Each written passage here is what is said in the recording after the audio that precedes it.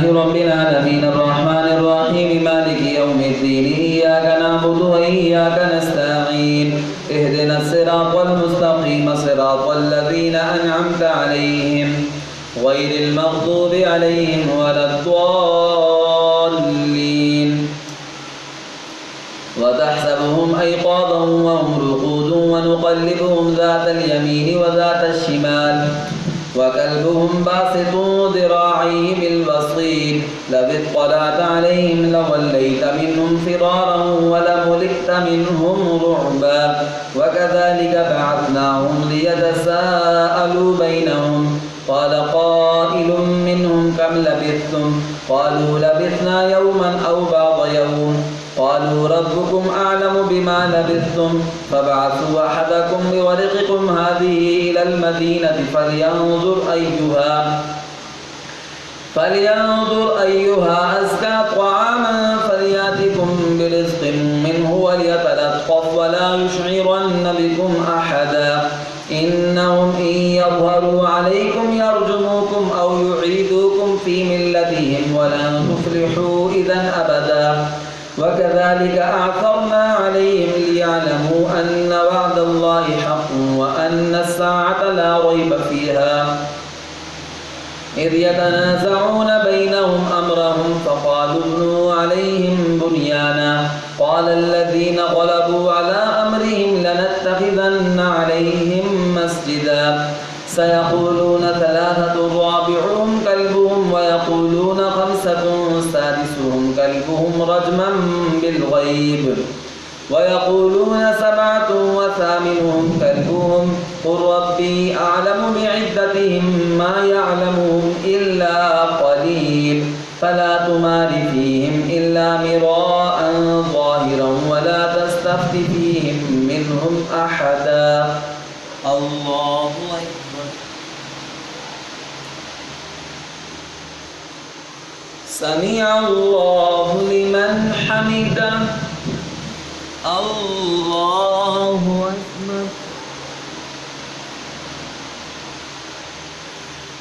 الله أكبر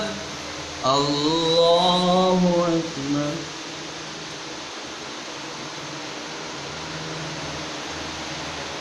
الله أكبر الحمد لله رب العالمين الرحمن الرحيم مالك يوم الدين إياك نعبد وإياك نستعين اهدنا الصراط المستقيم صراط الذين أنعمت عليهم غير المغضوب عليهم ولا الضالين ولا تقولن لشيء إني فاعل ذلك غدا إلا أن يشاء الله واذكر ربك إذا نسيت وقل عسى أن يهديني ربي لأقرب من هذا رشدا ولبثوا في كهفهم 300 سنين وازدادوا 9 قل الله أعلم بما لبثوا له غيب السماوات والأرض أبصر به وأسمع ما لهم من دونه من ولي ولا يشرك في حكمه أحدا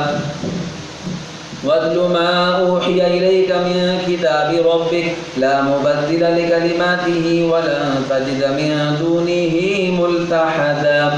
واصبر نفسك مع الذين يدعون ربهم بالغداة والعشي يريدون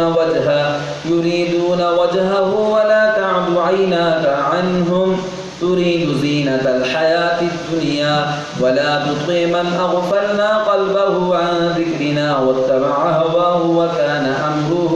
فرطا وقل الحق من ربكم فمن شاء فليؤمن ومن شاء فليكفر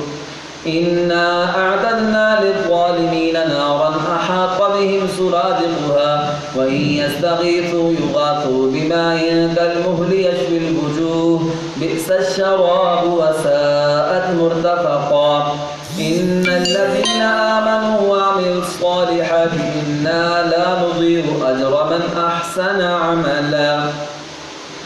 أولئك لهم جنات عدن تجري من تحتهم الأنهار أساور يحلون فيها من أساور من ذهب ويلبسون ثيابا خضرا من سندس واستبرق متكئين فيها على الأرائك نعم الثواب وحسنت مرتفقا